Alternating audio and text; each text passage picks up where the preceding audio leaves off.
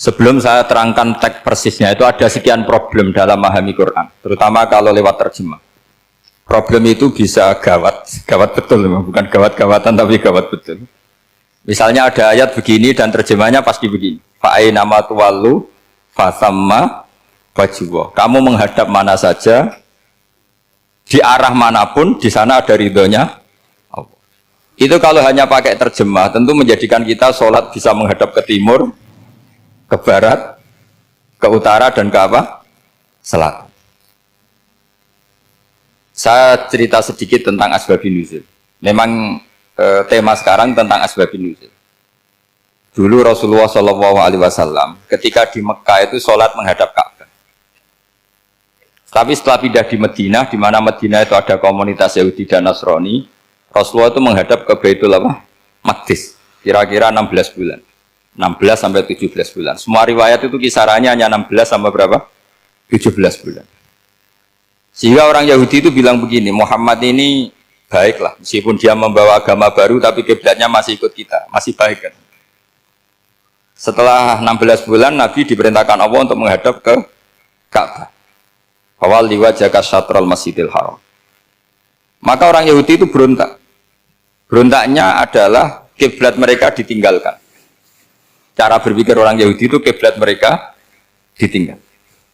Sehingga mereka bilang mawallahum an qiblatihim allati kanu 'alaiha. Apa yang menjadikan umat Islam berpaling dari kiblat Baitul Maqdis. Kemudian mereka provokatif betul. Ini perlu diperjelas. Provokatif. Bilang begini. Inna Muhammadan tahayyara fi din. Muhammad ini bingung dalam beragama. Sehingga habis ngomong A ngomong B, habis kiblat Ka'bah, kiblat Baitul Maqdis. Sehingga dalam banyak tarikh disebutkan peristiwa kiblat itu terbanyak melahirkan orang murtad, orang yang keluar dari Islam. Gara-gara provokasi orang Yahudi, Muhammad tahayyara fi din. Muhammad itu bingung dalam menentukan pilihan apa? Beragama. Kemudian walhasil singkat cerita akhirnya Nabi itu madhep Ka'bah. Apa yang terjadi mukjizat itu adalah bahwa agama ini agama yang mewakili semua agama sebelumnya yang masih orisinil. Yaitu Nabi akhirnya berargumentasi Ka'bah adalah kiblat yang asli, yang lebih tua. Terus mereka tanya, buktinya apa? Dijawab oleh Quran, fihi ayatum bayyinatum maqamu apa? Ibrahim. Ka'bah bukti tertua adalah di situ ada makam Ibrahim. Makam itu jejak kaki. Ya kalau bahasa Indonesia makam itu kuburan. Kalau dalam bahasa Arab makom itu jejak apa? Jejak kaki. Sehingga diketahui oleh sejarah dibuktikan di situ ada jejak kaki siapa? Nabi Ibrahim. Sementara nisbatnya Baitul Maqdis itu adalah kepada Nabi Musa dan Nabi Harun. Yang ini adalah turunan dari Nabi siapa? Ibrahim. Hikmahnya apa? Begini, sebagai bukti bahwa Baitul Maqdis pernah menjadi poros Islam atau poros Tauhid, maka Nabi Muhammad pernah disuruh menghadap ke Baitul Maqdis. Buat inget-ingetan kalau ini pernah menjadi poros apa tahu? Tapi tetap tua-tuaan masih tua apa? Ka'bah. Nah, kenapa tua Ka'bah tadi? Karena Ibrahim adalah Abul Anbiya, bapak dari para. Dan di situ ada jejak kakinya. Fihi ayatum bayyinatum maqam. Bukti itu belum cukup. Dibuktikan lagi bahwa Ismail kecil itu hidupnya di Ka'bah. Kita tahu sa'i baina Safa wal Marwah adalah karena Siti Hajar sedang mencari apa? Air. Jadi ada bukti sekian, bukti empirik bahwa Ibrahim itu kiblatnya itu Ka'bah, bukan Baitul. Sehingga ada kata-kata fihi ayatum bayyinatum maqamu. Nah, tanpa ngerti asbabun nuzul, kamu akan mengartikan fa'ainama tuwallu fasamma wajhullah itu salah. Karena di situ kamu menghadap mana saja, maka di situ ada ridhonya. Maka para ulama memberi catatan, maksudnya begini, kamu menghadap kemana saja, asal itu yang diperintahkan Allah, maka di situ ada ridhonya.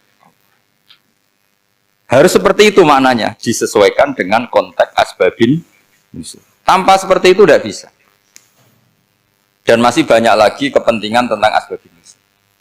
Jadi problem sekarang adalah banyak mufassir yang hanya mengartikan dari terjemah.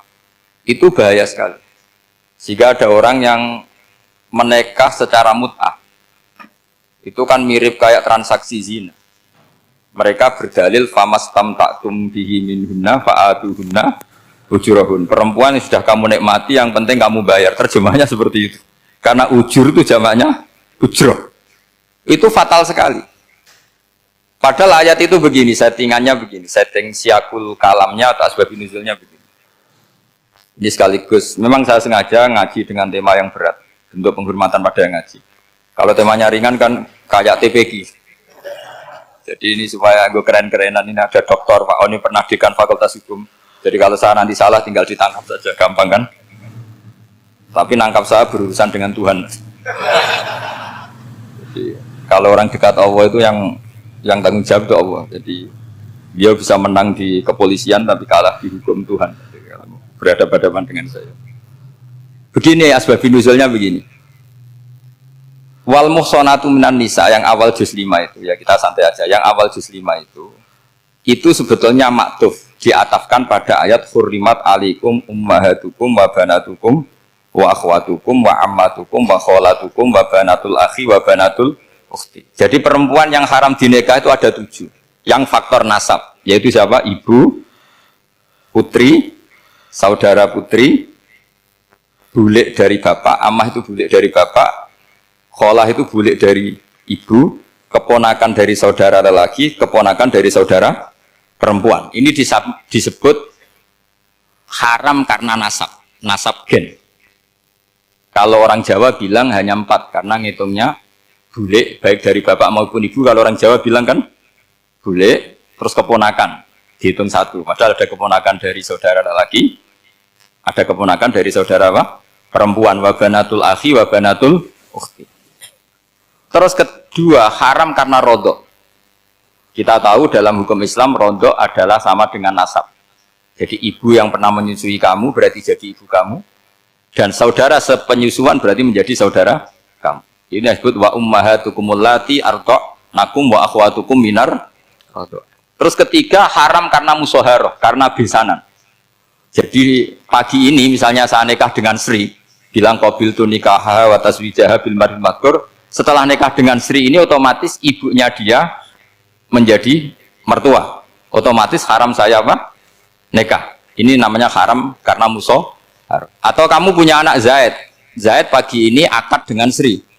Berarti Sri adalah menantu Anda. Otomatis haram bagi Anda. Itu namanya haram karena musoh haram. Karena bisanan. Itu yang disebut waroba apa haram-haram itu kan seterusnya itu wa ummahatu nisaikum. Apa ibu dari istri-istri kamu. Memang ini agak jelimet, tapi memang syaratnya mufassir harus biasa jelimet. Jangan hanya nyari partai ayat-ayat untuk kepentingan partai. Wah itu ngeri.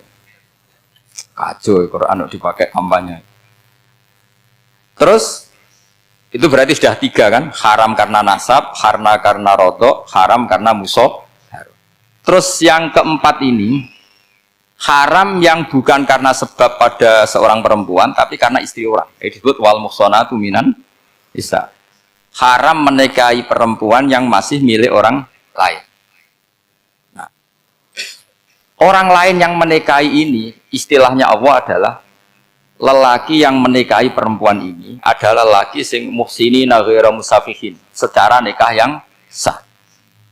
Nah, nikah yang sah itu begini dalam hukum fikih Islam.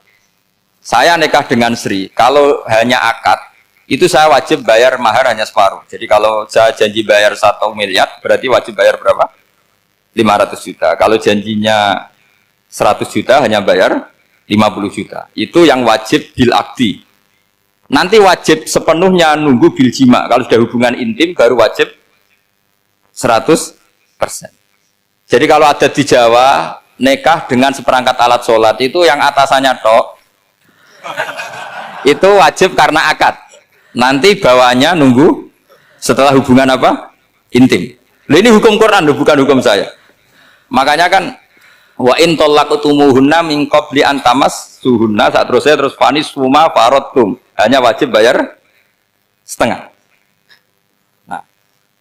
Nah, perempuan yang sudah diajak hubungan intim itu kata Allah fa'atuhunna ujurahun, maka wajib kamu bayar Jadi ayat itu tuh tentang perempuan yang sudah dinikah, kita harus bayar berapa?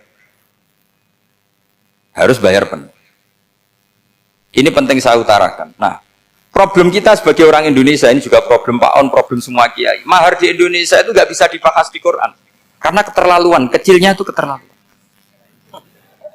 Saya ini kan kiai, sering ngakatkan tuh sampai bosen, seperangkat alat sholat itu ngawur sekali. Ini mbak harus nggak mau gitu. Saya provokasi minimal itu ya berapa? 100 juta berapa? Pantasnya berapa? Pantasnya berapa? 10 gram itu berapa nilainya?